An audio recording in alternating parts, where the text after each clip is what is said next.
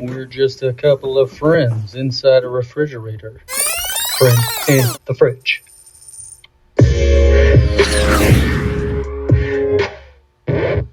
Fridge Friends Podcast. Hello and welcome to the Fridge Friends Podcast. I'm your host, Jake Martin, and I'm very excited to have a special guest in the show, Ginger, also known as the Redd Empress. Yeah, I made it here. You live so in the wilds of Boise, out off the charted map. My GPS even told me, like, it had a little icon come up and it goes, "Here there be dragons." I didn't know it could do that. This used to be like the real wild before a couple years ago. It was like all farmland and stuff out here. Yeah. It's a little out there, especially way out there. Especially from downtown. It takes me a half hour to get to the downtown mics. Yeah. It's technically Boise, but it's also like bordering Meridian, bordering Cuna, so it's like right in the fucking... Yeah, it's way out in the nether regions. You could tell people to come and touch your nether regions. Well, they have to find it, right? They have to find the nether regions. Some people are good at that. Yeah. We've known each other a little while, but I honestly don't know a lot about like all the different stuff that you do, because I know you're involved in a lot of different entertainment stuff, and that's one of the main things I was excited to have you on the show about, is to get to know you better and get to know all the different things that you do better, because we've only performed together doing like stand-up shows, variety shows. Yeah. I actually had my very first book show was a show that you were producing at Watson's. Yeah, I booked you. That was... Yeah, it was my first show. A little over a month after I started doing stand-up, and I have a funny story from that show, because it was like a variety show where we had all different performances, and right before I went to do stand-up, you did burlesque, and then I was nervous going on stage. I didn't realize you left all your clothes on the stage. I didn't realize I did either till I got in the back, and I'm like, I can't get dressed. Yeah, and I'm just up there like doing jokes and don't realize that there's a pile of clothes behind the stage. And then later when I looked at the video of my set, I see you like try to like come out and get the clothes. And then the whole time I'm oblivious, and the crowd probably thought that was even funnier. But yeah, nothing like forgetting where your skivvies are. Oops.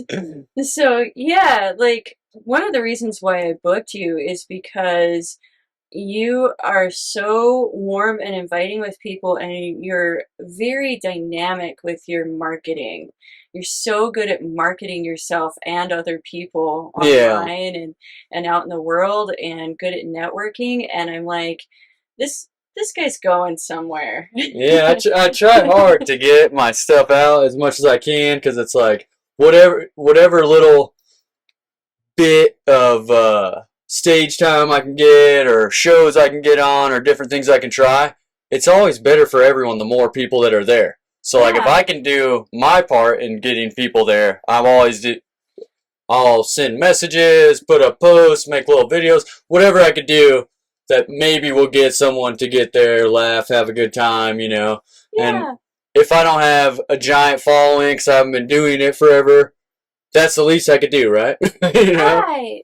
Well, and there's a lot of people that are performers in a variety of ways that may have been more seasoned than you were at the time, but didn't really self-promote, and that's a big important thing. And also, sometimes, and I've even had my stint of doing this too, sometimes we get so used to our own ego in, yeah, I know what I'm doing in the entertainment industry, so I can just show up and be a drunk and do whatever. Yeah.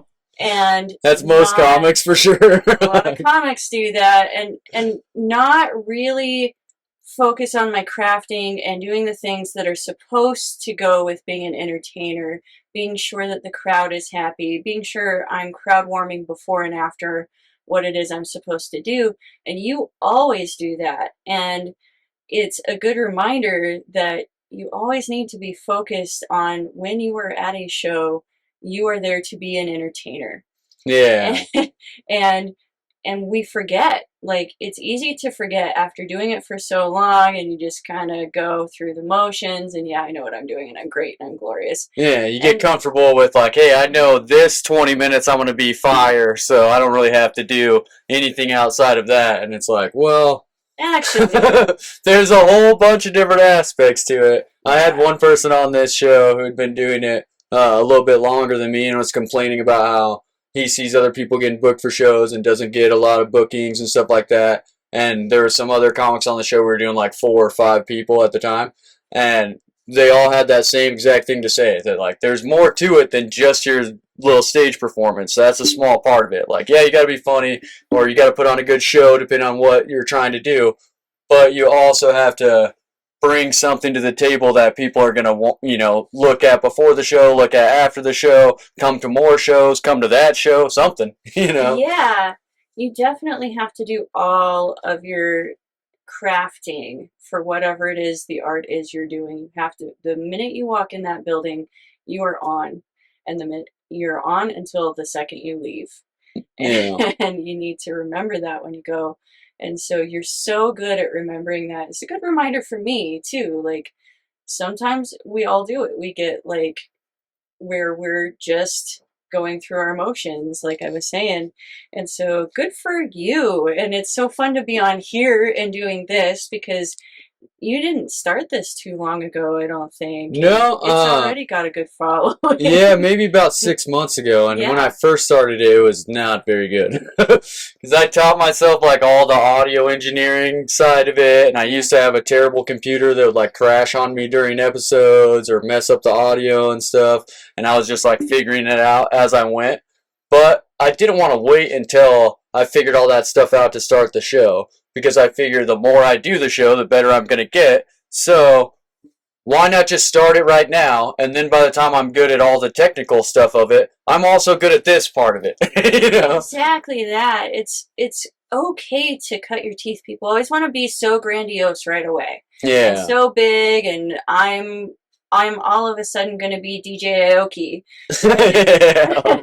Or I'm going to now be the next big name in comedy, and I'm going to go be Joe Rogan and have the biggest podcast, and it doesn't ever start that way. Even Joe Rogan wasn't Joe Rogan when he started. 2,000 some episodes before he got that big deal that everyone's like talking about and everything. It's like, if you did an episode every week for 5 years, that's not 2,000 episodes. No. So that's a long time behind the mics before he figured out how to be like the biggest podcaster, you know? And I think that's true with everything, but it's real easy, especially I notice in myself, to come up with excuses for like why you can't do stuff. So if I'm like, oh, I don't know how to do this editing part, or I don't know how to do this video part, or this audio part, then that could be an excuse for me to like not start it. Or I could just start it, know there's going to be problems, figure them out as I go, and then I don't have any reason why I'm not getting better at it or not producing content, you know? Yeah, it's important to enjoy the part where you're bad. Yeah. Where you're super bad at it, and go, yeah, I'm going to look back and laugh at this so hard later when I'm good, and it's going to be great, and I'm going to refer people to go back and look at this, and they're going to love it because it was bad. Yeah. And they see that growth, too. Yeah, and they see, exactly, they see the growth and the way that things came into fruition and being, and I think that's really inspiring, not just suddenly I'm great. Like, that's not really achievement. Achievement is doing all the behind the scenes work. Like, with my entertainment company, people get to see me go up and they get to see me be the Empress on stage. Mm-hmm. And we kind of make fun of a social hierarchy by having me be an Empress and having people have titles, but we are joking. Yeah. I promise you we're joking. It's not so glamorous behind the scenes. Before the show, I'm in my fancy outfit and my tiara and my tall shoes, moving tables and chairs, and trying to figure out how to stack stuff in stiletto heels. It is not glamorous at all, and show day is so rewarding, but it is also so messy, and by the time you actually get to the part of the show where people are showing up, you're already exhausted Yeah. and not ready to be awesome, but you have to be awesome. So you have to go sparkle and be dynamic and exciting. I already used the word dynamic, didn't I? But That's a great word. It's a good word. And you have to go be so exciting and shiny, and energy drinks help for that. Oh yeah. Yeah. I'm always drinking energy drinks on the way to the show every time, even if I'm like, show's not till 11 o'clock at night, I guess I'm drinking Red Bull at 10:30. Right, that is a rock star in my wine glass, guys. It's such a lie that I'm walking around drinking anything other than an energy drink most of the time. It's red. Well, but yeah. With the production company, like you're kind of talking about how it looks really glamorous from the audience and everything when they see the stage performance, but I'm sure also in starting that, it was a lot of work just to figure out like what exactly your performance is going to be, what exactly you want the venues to be. Probably performed at a lot of places that weren't necessarily the right place for those shows, or somewhere you'd want to go back to, and then found your areas that you're like, this is the perfect place. I'm going to do a monthly here. I'm going to do shows here whenever they ask me to. And even still, you'll have that, like maybe the venue you really like has closed and you have to go try out a few, or maybe they've changed owners or policies or something, so you go try new spaces to see how you like it. And with Wicked Wonderland Empire, it is actually an empire. It started That's out, the name of your production company, yes. Wicked Wonderland Empire. Yeah, it started out just being Wicked Wonderland. I had a partner. He was the Wonderland part. I'm the Wicked part. Oh, okay. And that was my title when I was mostly just a dancer. And so it was Ginger the Wicked. And so we had Wicked Wonderland. Mm-hmm. And he still participates in shows quite a bit. But it's... Yeah, I saw you guys had a show going in Vegas coming up where Emmanuel will be DJing as DJ Pig, and then you're doing, I think it said the Red Queen on that flyer, but maybe that was a misprint. People still remember me as the Red Queen. I progressed. So started out as just being Ginger, and then I got a queenly title, and then in 2016 we had a big vote. I was making fun of the elections at the time. Yeah. So we had a big vote on whether or not I was going to become Empress, because by then Wicked Wonderland was already an empire. We do run shows in multiple cities in the U.S., and then Canada and sometimes Mexico, and I have a record label that's pretty small and doesn't really do a lot, but it exists, and it's global, and it's backed by Gramercy, which is the largest distribution company in the world, I think. Yeah, so. I didn't even realize you did any music under that company at all. Yeah, and so we have music that is all over the world. And the royalties are super tiny because a lot of streaming, and that's the way it is for royalties with it. Yeah. You're going to sign on to a mainstream. I think live shows is like the only way you're getting money for music nowadays. A lot, yeah, and merchandising and things like that. Advertising, stuff like that. That makes sense. Yeah, with streaming services the way it is now, you have to have so many thousands of plays before you even make one whole penny. Yeah, that's the same with podcasting. I've spent a lot on this show, and I have one advertiser thing that's through Anchor. It's like if you have like 10 people watching your show, they give you an opportunity to do it. So it's pretty much anyone could do it. But it's like a penny for thousands of views, and then you have to have thousands of people watch. Yeah, it's like I've never cashed in on that aspect of it because it's like $4 at this point, you know, for all the episodes I've done. Yeah, streaming is a lot more marketing your other stuff than anything, and just for passion and fun. And so if you're good at it, it creates a certain synergy where your other stuff, like running shows, people want to then come to see you do comedy, or people then want to come to my parties. And so, yeah, I am performing in Vegas next week. And so that's on the 3rd, I think. That's Friday. The 3rd of February? Yeah. Okay. The 3rd of February, this show we pre-record, so this will actually probably come out after that show. Oh, well, then I'll be back back from Vegas, hooray! Yeah, it's not live. That also takes a little of the pressure off because, you say something, you're like, I didn't want that. I just cut it out in editing. Yeah, that's a good way to go. It's okay to not do everything live. It really is.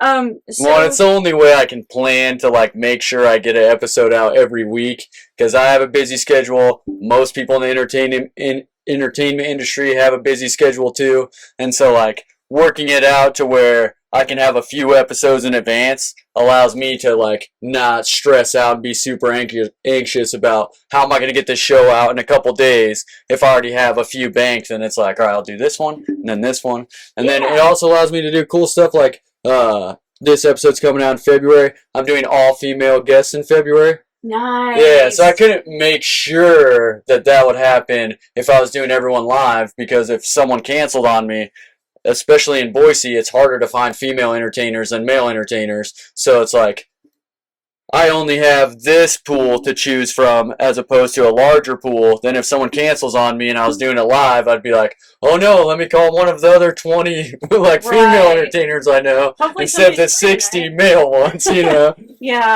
Yeah, I'm glad you talk about that on your podcast so people get this is how this works. Yeah. It's not just magically happening. This is how this works, and you have to do booking and you have to do planning and you have to consider it because I've come up against that a lot in doing shows that people just think stuff magically happens. Like, why can't you get Rob Zombie to come and play? But we also want it to be a free show. And I'm like, yeah. Yeah. God, why can't I do that with all of my millions? Gee, I suck. Yeah, I have some friends that run a music festival, and they have a hard time with people complaining about pre-sales and not wanting to buy tickets a month or 2 months or even 3 months in advance for a 3-day festival, and they offer better deals the earlier you buy it, and that's because that's their budget for the festival. Is a lot of it's ticket sales going into that. They might get a little bit from advertisers or something, but you have to pay artists and know that you're going to be able to pay them, and the bigger artists you get, the more money it is, so you kind of decide how big you can go based on how much money you're going to make off the ticket sales and off the door. If you don't know people are coming to the show, then you're not getting Rob Zombie, Now, a lot of how you pay the deposits and stuff like that might be pre-sales, so sometimes you can't even announce who your big name is yet. Yeah. When you do your special guest. It'll be a surprise.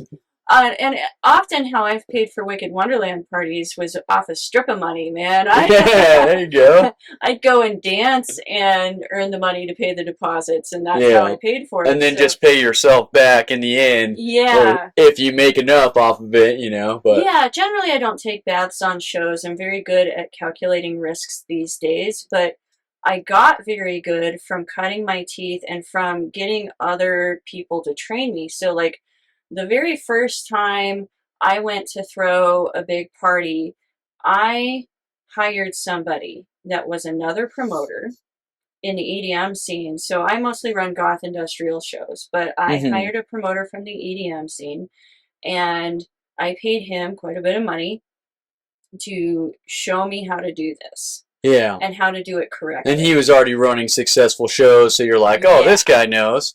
Yeah, and so I'm like, I will pay you a bunch of money and you help show me, and we'll pick out together who we book, and you show me how to do the scheduling, and you show me how to do the equipment. And I did that for my first several shows. It's a smart plan. It's basically like having a mentor that you're bringing in more as a partner short term, just so you can learn the ropes from them, and then you're able to go off and do your own thing, and you already have money that you've hustled up to back your own shows, so that it's not like if one show fails, then I'm sunk, Yeah, exactly. And he knew that's what I was doing. So I wasn't pretending like he was a partner or anything like that.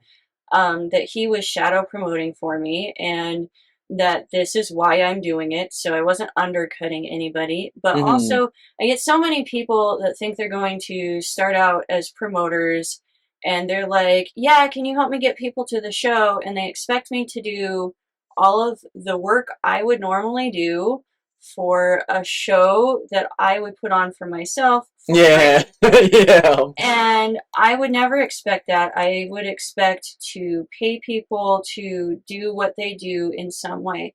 Now, we do get some performers that just want to do it for doing it, and some of them are relatively well off, so the normal promoter pay is like, I don't even want that.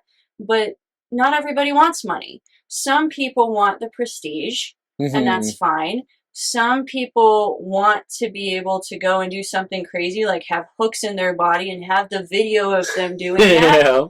The experience. And yeah, and that was their life experience. So for yeah, them, you that's do like some going wild on shows. vacation. Yeah, I do crazy shows. I put on fetish events and goth industrial things, and then and all of that is really fun. And so my next show that I'm doing is a vampire ball, and that is and that's always a big event. Yeah, it's almost sold out already. So I think the VIP is sold out.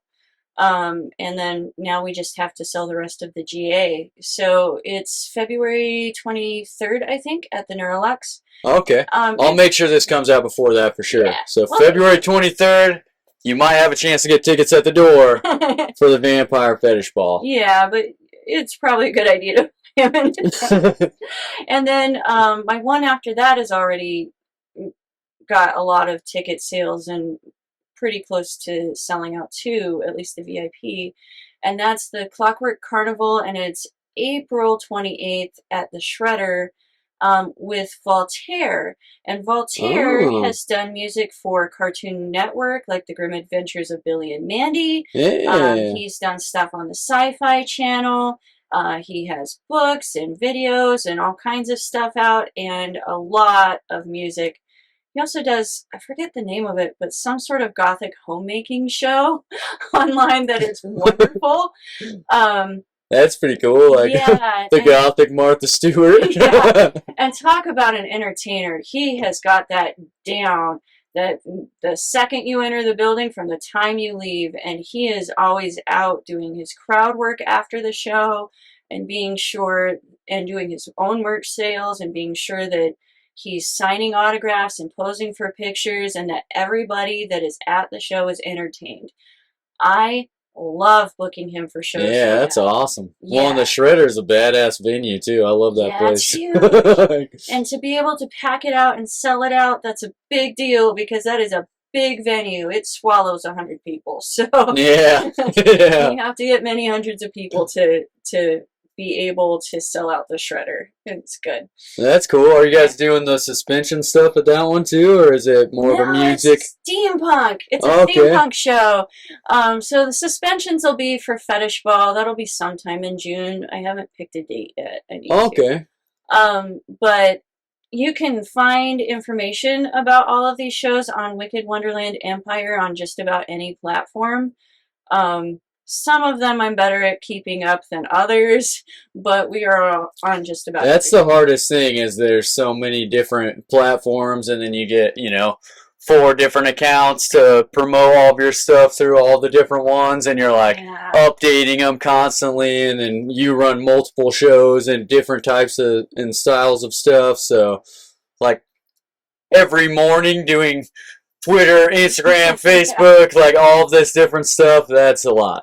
You can almost full-time only do that and then not focus on your art at all. Yeah. So it's important to find a balance.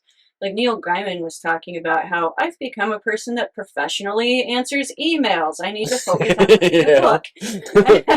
And so it's really important to let some stuff go a little bit and not necessarily always update everything. I know that sounds terrible, but if that is all you are doing, that is all you are doing. Yeah. Definitely. Yeah. And I think people can easily get swallowed up by that too, especially as they start to grow, because they're like, oh, this is what made people start going to my stuff, so this has to be the most important. But they forget people were going to your stuff because it was a good show.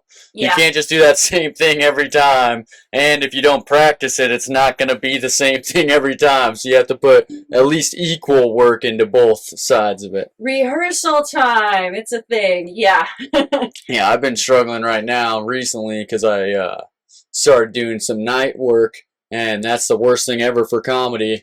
And now, like, between all the things I'm juggling, I'm getting less time to do the open mics, and I'm like, I always have time for shows, but if you don't do enough open mics practicing for comedy, then when you go to do the show, you're going to be rusty, and, like, that's the worst thing ever to do. Yeah, there's a balance to be had there, too, because if all you're ever doing is open mics, that is also all you're ever doing, and I watch people That's true. their career is so bad doing that because then they start developing a really bad alcohol problem, and people don't really want to go to their shows because they can go watch them do their 2 to 3 minutes at any open mic any night of the week, and so it's not a surprise what. Well, yeah, and if you only have 20 minutes, then it's only a couple sets before people have seen all your stuff for free.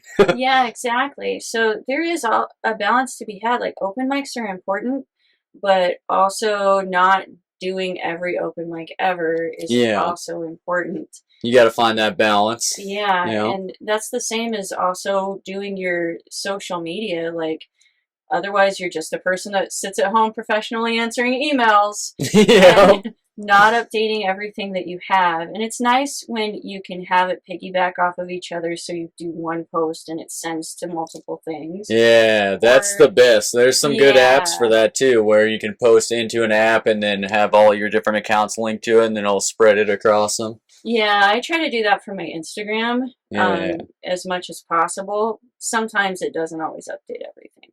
Yeah, and then you don't know because you're just assuming it did, and you're like, oh. Yeah, and it's also nice if you can get to be big enough to have, like, somebody that professionally does that for you, but, man, that's a long way off. Yeah. Even for me, like, I'm doing shows all over the place, and it doesn't generate the kind of revenue to have somebody full-time do that. So you almost have to trade them for like, skincare products, which is my day job. Like, you're always going to have a day job too. I know people that I personally know that are super famous rock stars, and a lot of people don't know this. It's like a secret, that work in doing IT in New York. That's their day job, and then they go tour once a year. Yeah, well, everything's expensive, especially if you live in New York, and then people tend to think that because you're getting up on stages that you're, like, getting a lot of money. It's like, no, that's not really the case, especially if it's traveling work.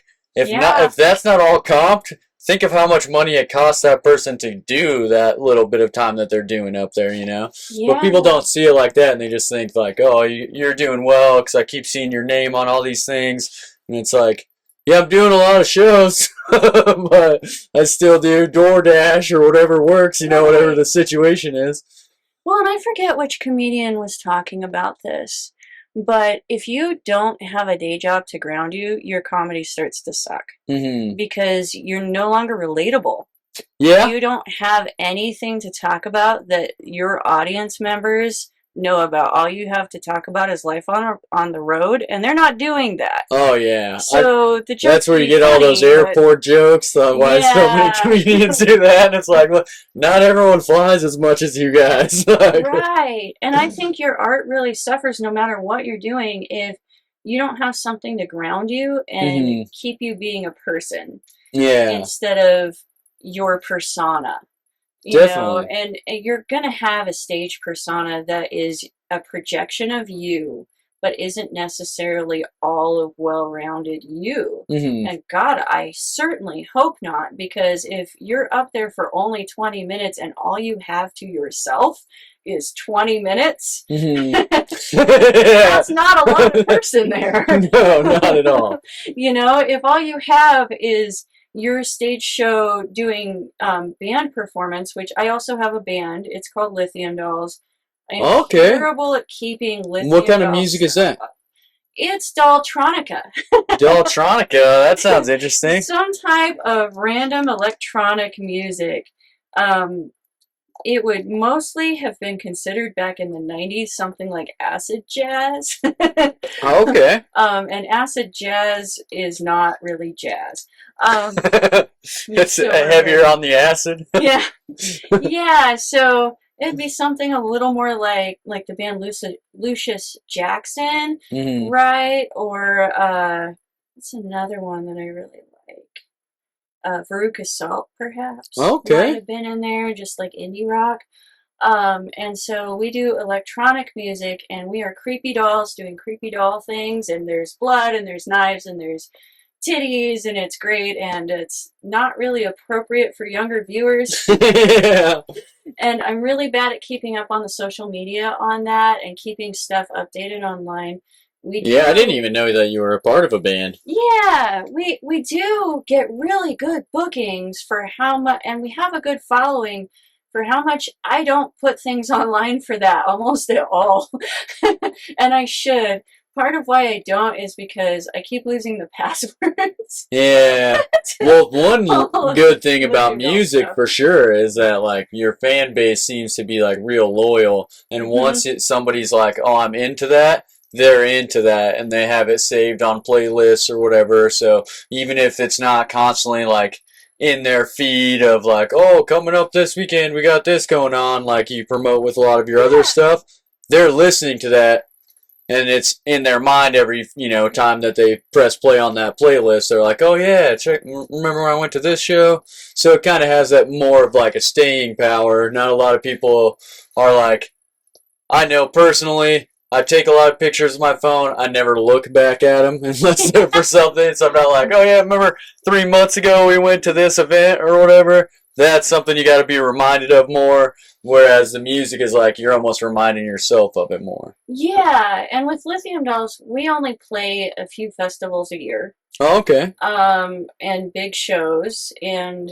so we're not doing a lot of local shows or small things or touring around a whole lot. It is mostly a few big shows a year, and somehow we sustain that way, and we make good money doing that. Ooh, I bumped the microphone. Ah, that's fine. And we're pretty well known for doing that. We have a great following. Um, there are some big name bands that we perform with that take pictures of the doll. We sell dolls Okay. as merch. So we find like Barbies or other thrift store dolls, and we put slutty outfits on them, and we modify them to look like us, Oh, and that's pretty crazy cool. makeup. And you Yeah, make them so like each yeah. one's unique. That's pretty Yeah, cool. there are no two lithium dolls alike when we sell them. And so we sell them as merch, and they will totally be bought out every time. Somebody will just come and buy all of them. And we usually give away a lithium doll to whatever other bands we're performing with. Hmm. And we get the most interesting pictures back. They'll take them and they'll take pictures of them from all over the world, or sitting in their studio or on their desk or whatever. It's kind of like the traveling gnome, but it's a Yeah, lithium doll. And so it's a lot of fun seeing where the lithium dolls get to go. that's super cool. Yeah. One, you So, could always use that for promotion too. Like, yeah. yeah, I'm sure you have a good collection of a bunch of crazy photos of what people are doing with these dolls, and then eventually you chop that up into a thing of like, this doll's traveling the world doing all this crazy shit. Yeah, the person that sends us the most over the years is Kaiser von Loopy from Hansel and Gretel. He faithfully sends us doll pictures, and I should post them more often because it's Yeah. great. And so you should buy Hansel and Gretel's music and their merch because they're wonderful and they're really fun people. They're so nice. Oh yeah. Yeah. And they originally got that doll from doing a show with Lithium Dolls. Yeah, we played a show together in Spokane, and they had somebody drink beer out of my boot, and it was Oh good yeah. times. They sound like fun people. Yeah, they are super fun people. They put on the best stage show. So if you have a chance to ever go see them live, you absolutely must go see them live. And if you're lucky, they will make you drink beer out of some random girl's boot.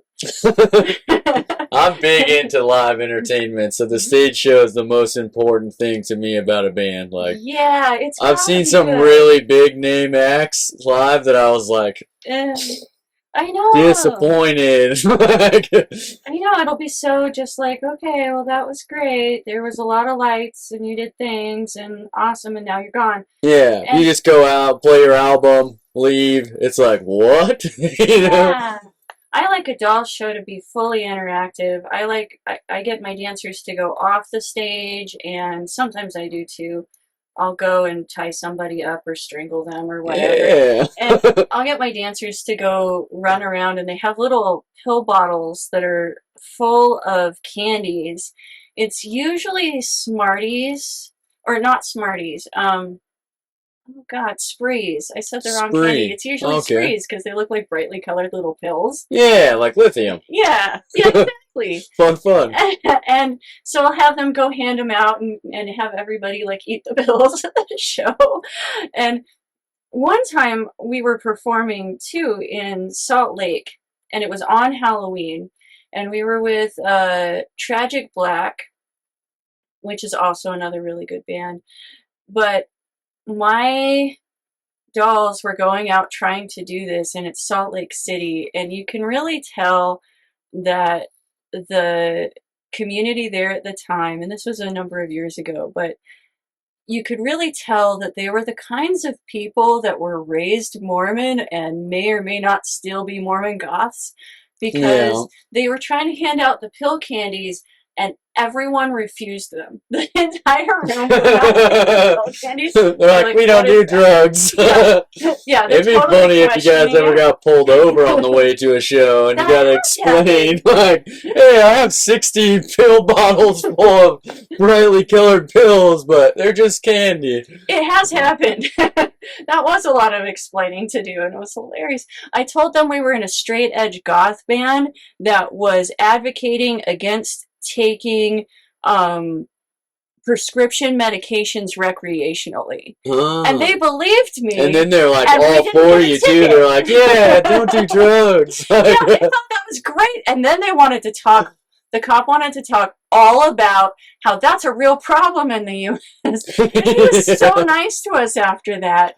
And I could not believe that was the way to talk yourself out of a ticket, not showing your tits.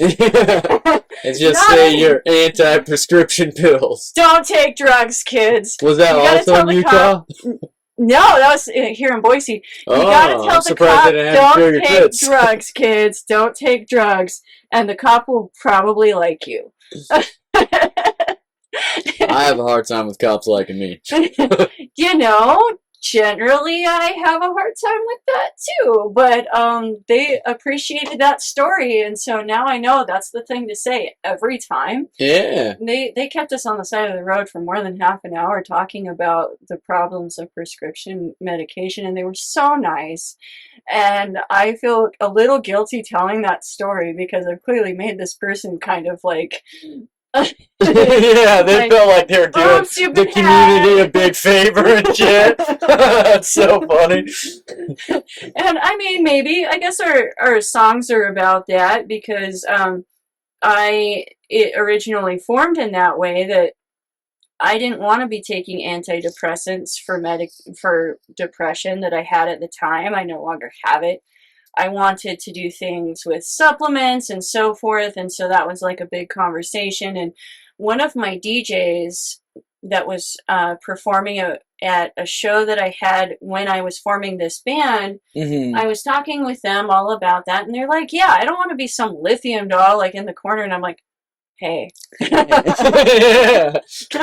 I use that? Yeah, like, I don't want to be a lithium doll either, but I do want to be a lithium doll. And so that's what we did. And so the songs are all about like the creepy, weird stuff that goes on in your head when you're crazy. Well, and that's a good thing to talk about because a lot of people have those issues and don't like feel comfortable talking about it or feel like isolated or alienated for having those problems. And so to have like a fun, exciting way to express that to people, I'm sure that the audiences really like that, and then people that like follow the music, that helps them get through their own struggles and stuff that they deal with, you know? Exactly. And if you have an outlet for it and you're having a good time expressing that outlet, you're less likely to get stabby in real life. Yeah. So there you go. Yeah, that's like, you know, metal music. They get a chance to go up there and yell and scream on stage, and they don't have to, like, come home and yell and scream, or yell and scream in their car in traffic, or whatever the situation. Mosh pit, man. Work it out in the mosh pit. Go slam around, and you will feel great about life after that. And not feel the need to go punch somebody in real life. Yeah, and plus, if you are going into the mosh pit, you signed up to get punched and kicked and punch and kick. So, I mean, that's what the whole fucking point of it is. Yeah. You have asked to be here. That is okay, then. Yeah, definitely. I have went to... Well, I'm trying to think of what this band was. I was at a mosh pit at the Revolution concert house, and I had like harness boots on that have a heel on it, and somebody kicked the heel completely off of my shit in the mosh pit. Yeah. It was a fun ass concert. Oh, in this moment, that's what it was. I love this moment. It was a badass show. I actually have a story about that a long time ago, before they were well known and famous. I hosted them here in Boise. Oh, really? Yeah, at the Red Room. I can't remember if it was at the time called the Red Room or Terrapin Station. Okay. Yeah, I totally hosted them. And I sometimes wonder if I'm responsible for them getting dancers, because I remember talking to her about, I put go-go's up with them and saying, you guys could really use some dancers in this. I don't know if I'm It definitely brings up the show, yeah. But I know that at the time they did not have dancers, and we talked about it, and so maybe not, because I'm sure I was totally forgettable as the Boise show. Well, I mean, they might not have started doing it every time right after that, but they definitely do it now. So, you played a role in that, especially if they didn't bring dancers with them and you were putting them up there. Then maybe that was their first experience of like, hey, maybe this is a good idea. Yeah, I totally have one of their earlier albums when they had just first signed to the label, and it does not at all sound like them now. Oh, really? They were still metal. It's just they, like we were talking about, like cutting teeth, they evolved. Mm-hmm. And I thought that was a really great life experience, and so it's cool. I don't usually boast or name drop like that, except for if I'm going to be on my friend's podcast. You should be proud. All these people. You should be proud of doing shows within this moment. They're fucking badass. And I often don't talk about it because I still can't believe that happened, and they did not look the same. Well, and her voice is crazy too. She's got a wonderful voice. Oh my God, she is a goddess. She is a total metal queen. I love her. And so, that was a really great experience to be able to have them come and play and perform here in Boise, Idaho. I feel like that's something that a lot of people don't realize too, is how much people change as artists over the course of their career. One of my favorite things to do is watch like really old stand-up sets and like see my favorite comedians when it's like, this is their first 10 minutes they ever had, like, recorded on film. Like, there's some, like, just beautiful old, like, Doug Stanhope that sounds completely different than, like, what he is right now. If you do digging on YouTube, you can find him when he was, like, super young. He would wear, like, completely different outfits. Now he like wears suits and stuff on stage. Back then he'd wear like ripped jeans and be smoking cigarettes the whole time and like right. Yeah, I love stuff like that. Like some of Eddie Murphy's first stand up before he was ever on Saturday Night Live. Oh yeah, that's fun to check out, or Chris Rock, for that matter. I wonder if with how like everyone kind of self-censors themselves, the more that everything's recorded on the internet all the time. Yeah. If we're losing some of that, like, people being one thing and then, like, evolving into something else. I think sometimes, like, people are afraid to take risks for one thing, and they're afraid to step outside of their original brand, going, this really isn't working for me. And you really do get stuck. Like, I don't really want to be an empress anymore. I want to be something else. And I never especially wanted to be an empress or a queen of anything. because it's a little silly. I go play my role. Yeah, you're like making fun of a hierarchy at first, and then after a while, you're like, I get the stuck joke. in the role. Like the joke that it stops being a joke after a while. Yeah. Like, people really take that seriously, and sometimes they get a really wrong impression of what it's like to actually know me. Yeah. Or to be my friend in real life. Like, I'm not just gonna be this regal person all the time. I want to sit around and eat nachos on the floor. That's what I want to do right now. I'm gonna be in jammies. That's always a weird dynamic with the entertainment thing too, is people like develop an idea of you and you're like, you've only seen me at shows, so like when we hang out, prepare to be disappointed for this person that you built up in your mind. Like. That's wonderful. I love that. I'm going to steal that if that's okay. Prepare of course. Yeah, we could go out to dinner. Prepare to be disappointed. Yeah, it's IHOP. I eat at IHOP at 3 a.m. That's the regalness of this, you know. I'm not super rich. I don't actually live in a castle, but I make fun of it sometimes by posting pictures on my social media of cool castles, especially fantasy ones, and going, this is the Red Palace. Well, castles are fucking super cool, but to live in one, especially in Boise, Idaho, it's millions of dollars. Like, there's one castle here that I drive by all the time. Well, I don't actually go out there very often. I say all the time, like it's probably been a few months. But you know, Warm Springs, where it used to be the only way to get to East Boise, but now there's like the bound crossing over the river and all of that. But if you keep going down Warm Springs, like towards the mesa, there's that one castle on the hill, like right as you go around towards that golf course or whatever. Yeah. It's been there ever since I was a kid, and there used to be nothing out there. But I've always like wondered what the like life of those people is, and that the one castle that like overlooks the city of Boise. Right, what's that gotta be like? Probably they're eating nachos on the floor. Yeah. Stone floors are extra cold, so. Yeah, that'd be really cold. You'd have to wear warm jammies for that shit. Get a throw rug or something. Yeah. I've looked up like there's a website specifically dedicated to like old castles and like ancient Victorian houses and stuff like that. I look them up like randomly. They're in all different areas in the United States, and it's like, what would it be like if I just moved to Virginia just to live in a castle? Because I mean, with the price of stuff here, it'd be cheaper to live in a castle in Virginia, but it's more of a fantasy type thing because I know there's nothing going on in that area of Virginia where castles are so cheap. I don't know. I think you'd be able to go and then perform in like Washington, D.C. Yeah, that's true. And well, for stand-up, probably anywhere would be better than here as far as traveling goes, you know. But right. I mean, why it's so ridiculous that Boise is now so expensive, because 5 years ago it was one of the most affordable places to live in the country. Yeah. And that's part of why I moved back here. And now it is so not. And you can live so many other cool places for so much less. Not that Boise isn't great. No, it's pretty cool, you know, but for the price of living, though, it's like, Orlando, LA, New York, they're all in the same competitive housing market as Boise. It's like, there's so much more in those places than there is here.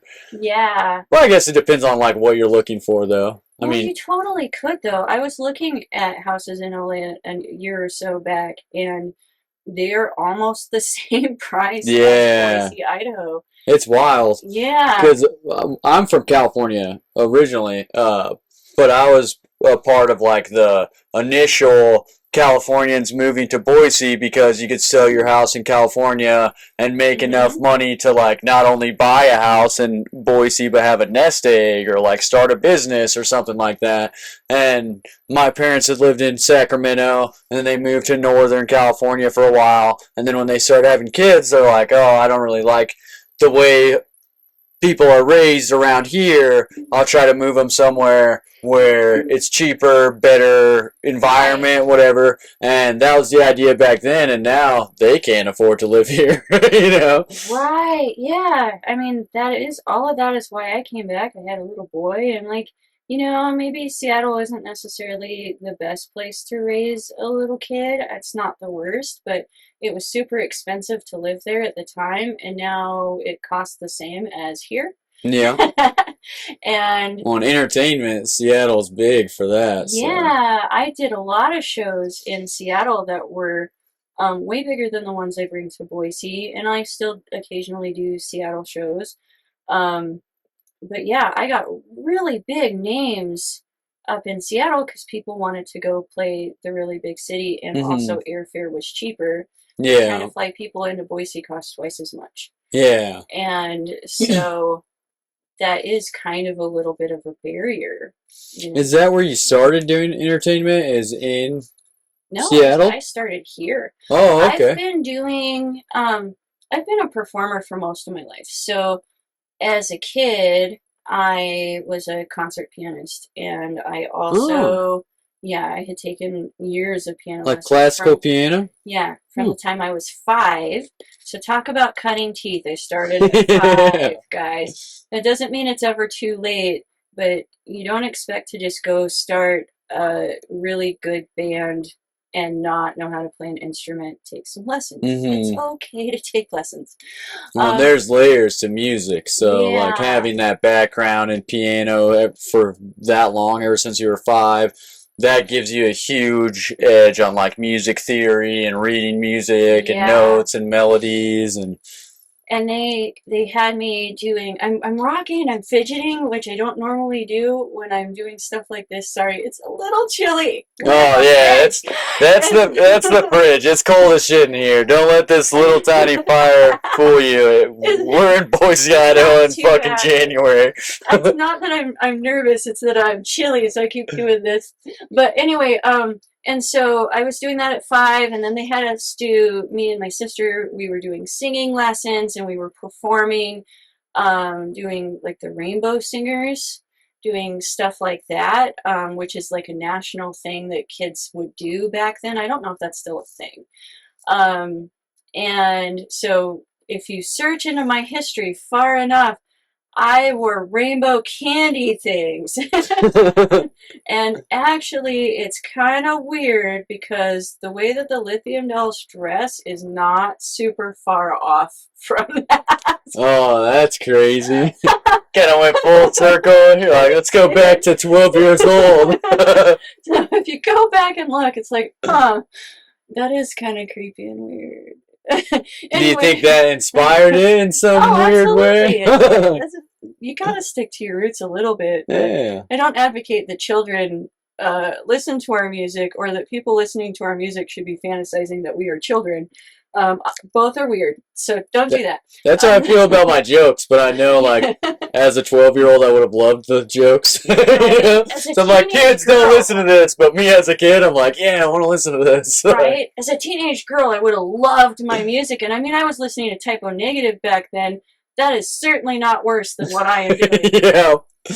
And so there's that, but yeah, I did all sorts of music lessons, and then drama and art, and I was taking, by the time I graduated high school, I was taking college courses in drama, because here they have that where you can do it through BSU in some of the high schools, and especially back then, because I'm super old.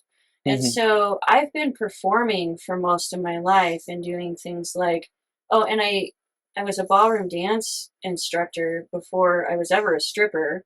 Oh, wow. So I took years of dance lessons too as a kid and as a teenager. And so I was... There's not a lot of money in the ballroom dancing, though, in comparison, I'm sure. Yeah, well, I was doing ballroom dance. I was training people to do ballroom dance in Reno, Nevada, and they were doing national competition. And so we were teaching people to be able to compete. Yeah. And so they'll spend a lot of money on that. And so it's kind of funny becoming a stripper after that. Yeah. So at 18, I'm teaching ballroom dance lessons. Got tired of the classy dancing? Yeah, exactly. Like, I want something exciting. This is boring as shit. Yeah, you got that stripper money, man. And so that's way more money than that is. It's funny though how people will look at that and they're like, "Oh, a ballroom dance instructor," Yeah. but they're making way less than a stripper, and they're way like, less money. "Which one should we be putting on a pedestal?" Obviously, the stripping. Yeah, and so here in Boise, it's been about 22 years. This year, my very first event that I hosted in Boise was called the Exotica Fetish Ball. I probably should have picked a different name, but I was young and stupid. So it was an homage to the Exotic Erotic Ball in San Francisco, because at one point I lived there. I traveled around a lot and still do. And so that was my very first event that I ever did, and it was at the Torch. And I convinced the owner of the Torch to let me throw a party for my birthday.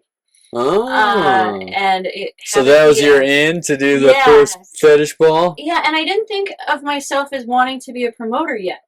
I just wanted to have a fetish ball for my birthday. Ah, And we got a couple thousand people through the door for my damn. first event. And yeah, so that was a lot of instant success a little too fast. Yeah, you're kind of like, I didn't really think through whether or not this is what I want, but I guess I'm doing it. And so from there, I became the party planner for the Torch for a number of years. And you have to be prepared if you're going to have a lot of instant success a little too fast, that you're going to crash a lot later on. Mm. It's okay that that happens, and know that it's going to happen. That's part of the experience. And so You think that's because you get comfortable with thinking, you know, like, oh, this has always worked out this way, and you know. It's because you didn't learn your building blocks. Ah. And because you didn't cut your teeth and you didn't learn what actually is the formula for success, some stuff just either worked out by luck, or because you hired someone to help you, or because somebody financially backed you, or you knew somebody. And for me, it was all of those things. And I mean, I grew up, my mother was in marketing, and so I grew up in around that. And so I had a good backing in marketing, but not necessarily in dealing with show type people, even though I had been performing for most of my life. When you get into this sort of show type thing, instead of things like ballroom dance and classical piano, It's different you type are of people. dealing with a lot of different types of people, and you do not know how to manage them. And you don't know that for a while. So, oh, I'm sure there's some characters. oh Like, yes, there's already plenty of characters in the entertainment industry, and when you're in like a niche like that, I'm sure there's some wild personalities. yes, there is, and you will have a bad time sometimes because you didn't know what you were doing or how to manage these sorts of people. And had I started just doing smaller shows, which eventually we did a lot smaller shows here in Boise, and that's all good. But had I been doing smaller bands and smaller shows and things like that, I would have started with smaller egos and progressively built up instead of instantly big ego. Yeah. Yeah. Yeah. That's got to be a tough thing. I mean, when you start out with like all that instant success. Yeah. Well, it sounds like you learned a lot, like full circle, going around to like all different levels of things. You have your hands in a lot of different areas in the entertainment industry, and you've kind of found what you like doing and stick with that. Yeah, and there's always more to learn though. Or you forget your building blocks and have to go back to the beginning. You always go back to those building blocks. And there's a really good book, How to Sell Yourself, from Joe Girard, that was written, I think, in the 70s. That's the title of it, How to Sell Yourself? Yeah, and you can pick it up for pretty cheap, too, because he's dead. Oh, okay. So artists get famous after they die. Authors get the $1 section at a thrift store. and he is one of the best salesmen ever, and it's an important book to read if you're ever going to market yourself in anything. And that's one of the things he talks about, is if you're finding that you are getting stagnant and you don't know why when it comes to sales, go back to your basics that you learned at the beginning of this book and start doing them step by step and one by one, because the problem isn't that people don't want what you have and what you're trying to sell to them. The problem is that you have forgotten your building blocks and you need to go back to step one. Oh, okay. And it is a very important point. So there's always more to learn, and you always also have to relearn and do that stuff again from back to the beginning. Yeah. Well, and that's kind of a call back to what we were talking about at the very beginning of this episode about when you book a performer, them forgetting all the things that got them to that place where you put them up on the stage, is that also you were doing all this stuff before the show, doing all this stuff after the show, ensuring that people would come, promoting yourself, being personable, and then once you get marginal success, along the way you start losing those things and stop doing them as much, and then you're like, why are things not working out all of a sudden? And it's like, well, remember when you first started how much effort you put in to making sure all your shows were good and all your shows were full. Why are you not doing that anymore? Yeah, well, and think about it, like, big names have done this. Think about when Freddie Mercury decided he was so awesome he didn't need his band anymore and did his solo album, and it was so much bullshit and everyone hated it. So many artists have done that. And he crashed and burned so fucking hard. Freddie Mercury, of all people, think about the shows that Freddie Mercury put on and the force of nature that man is and was before he fell on his fucking face. Yeah. And yet but no one ever remembers the Freddie Mercury songs. They remember the Queen songs. And he went back to doing Queen, remembered his formula, went back, had to apologize to everyone. It's like, my ego got a little too big, guys. Right? It's a team effort. Or Jim Morrison, where he was getting wasted and falling off fucking stages for fucking ever. Twice. and he's doing that shit, and people thought that was cool kind of at first with the rock star lifestyle, and then they stopped going. Yeah, if more shows end up without him being able to do the show than not, then you're like, well, this is no longer like a fun thing to buy a ticket to. It's a waste of money. Yeah, and he screwed up a whole lot, and then he had to go back to Meg Ryan, and then he did. That's the movie. And then he did better for a little bit. He missed the witch.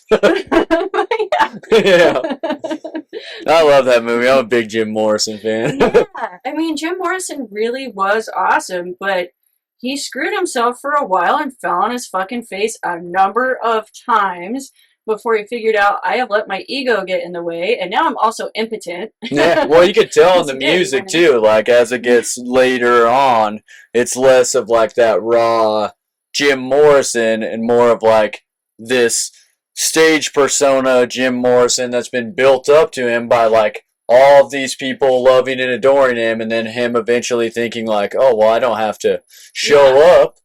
They're just put my name on the bill, and that's all I have to do. You know, and then it's like, well, if you're falling down halfway through the first song, like, you're never going to make it to the end of the show.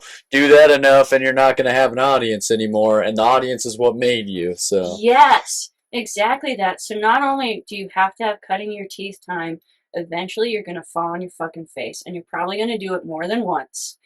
And that is okay. It's important to recognize, yep, I have done it. I have hit my spot where I have fallen on my fucking face. I have now developed some kind of an addiction. I have now gotten so full of my ego that I am not being an entertainer, that I am not doing my job correctly, that I kind of suck. And it's time to pull back. It's time to maybe get sober. It's if that was the problem, it's time to start meditating and practicing mindfulness, perhaps. Well, remembering those building blocks like what you're talking about. Remembering those building blocks. Go back and apologize to your band. Yeah, I think that fan base. That's one reason why I'm a huge Kendrick Lamar fan too, is because, like, in the height of his success, his second platinum album, he's like winning Grammys, his biggest song on that album is "Be Humble," and the whole lyrics behind that is like him remembering you started with nothing. Like you have no food, nothing. Remember that when you're at the height of everything, and then you won't take it for granted. You know? Yeah. And so all of that is important. And I'm sure by the time my career is done, I'm going to fall on my face a few more fucking times and it's going to be great. It sounds like you're ready to embrace it, though. And you're not going to let shit wreck you, so. You know, I think that it's important in life. I do MMA. Not quite as often as I used to. I used to be a ring girl for MMA too. Let's talk about that. I do a lot of shit. You have to embrace life to the fullest. Do as much as you can because you're gonna die. Yeah. Yeah. And do you want to remember that in this life you were wasted and a waste? Do you want to remember that all you did was sit around and watch nothing all the time? I mean, don't get me wrong. I like to settle in at the end of my day and watch some kind of horror movie. Mm-hmm. But during the day, I'm doing stuff. And yeah, you want to experience life and not just like live vicariously through screens of other people's experiences. You're like, let's get out there and have some excitement and have some memories and some things I can look back and be proud on, and maybe some things I'm not proud of, but I felt something in that time as opposed to just like observing life. Yeah, don't be afraid to fall on your face. It is okay. It's good for you. So doing MMA, you got to get punched in the face. Like early on, when you're learning martial arts, you get punched in the face so that you learn not to fear being punched in the face. Yeah. You learn to embrace, I'm going to take a hit. It's going to happen. Sounds like skateboarding. Yes, I longboard too. Yeah. And so, you're going to fall. Learn to fall. And learn to roll when you fall so you don't break nothing. Cool. Yeah. Learn to get punched in the face. Learn to fall off your board. Learn to roll when you get those punches. And that is a great thing to have happen to you that, I just got punched in the face and it fucking sucked. And now I feel like shit for a while, but I'm rolling with it. I'm going to adapt to that punch. Because when you fear being punched in the face, you're not taking risks. Mm-hmm. You're not throwing punches of your own. Yeah. You're busy blocking and you've got your fists up being defensive against the world. Learn to drop them a little bit and throw punches of your own and ride that board, you know? That's so important. You can't be too safe. No. Can't be too safe. You got to create safety in a certain way that makes sense, because there's also a balance to that. If all you're doing is taking uncalculated risks, you're going to take a bath on shows, you're going to fuck up a lot, you're not taking the time to learn your craft and learn your industry, you're just out there almost narcissistically at that point, because that's the true part of the true definition of that, not memes on the internet telling you that everyone who hurts your feelings is one. Yeah. But if all you're doing is taking insane risks that make no sense, you're also fucking up, and then you're going to take nothing but face punches, you know, bob and weave a little bit, have a strategy, but you gotta find that balance. Yeah, all of this stuff is good. Hey, we're talking life philosophy today. We're gonna go. Well, and we're over an hour now, so I mean, we should wrap up. Yeah, but I do want to give you an opportunity to like remind everybody everywhere they can follow you, upcoming shows. This will come out the Wednesday before Valentine's Day. Sweet. So, I mean, you can talk about anything prior to that, but if you want to promote shows after the 12th or whatever that Wednesday is before Valentine's Day, anything after that, people will be able to hear it. And then, obviously, any social media, any upcoming stuff, anything you're excited about. Okay, awesome. Well, you can check out most of my shows on Wicked Wonderland Empire on just about any platform, like we were saying earlier. And Lithium Dolls, also on most platforms. You can buy our music on just about everywhere because of that very nice distribution backing. Yeah. We're very popular. You can in buy Mexico dolls and at the Sweden. shows, so see the Lithium Dolls live to get one of those cool dolls we were talking about. Yeah, you totally can. I have a website that you can buy merch and stuff. So it's Wicked Wonderland Empire.square.site. It is not a .com. And you can follow me personally as the Red, double D's. I have double D's, Red Empress on a number of platforms as well. So there's all the stuff where you can follow me and find my shows and book shows with me. I work with a lot of promoters around the country too, as putting on Wicked Wonderland events with them. They have to meet certain standards in order to put our name on, and also follow certain basic rules for their events for public safety. Yeah, you don't want to get wrapped up in anything with what you've worked so hard to build that's not part of your brand or something that your brand's comfortable with. And I also like to just know, so I let other promoters just steal our rules from me. I don't care. Please take them. That people are treating each other in a certain way at shows, especially when you're running fetish events. Their consent is very important, and knowing how to follow consent and protocol in the right way. So that's got to be a tricky thing at fetish events, just like it is in like the strip club world, because people as outsiders going into that have all different ideas of what they think this is, as opposed to like, these people are entertainers, they're here to do a show, they're not here for whatever weird shit you've got going on. Well, and because things are so interactive, a lot of people think they can show up and just spank whoever and grab whoever and do whatever, and you can't. You need to get that person's enthusiastic consent first. And enthusiasm isn't following them around till they agree or waiting till they're passed out somewhere. And that sounds predatory. That is predatory.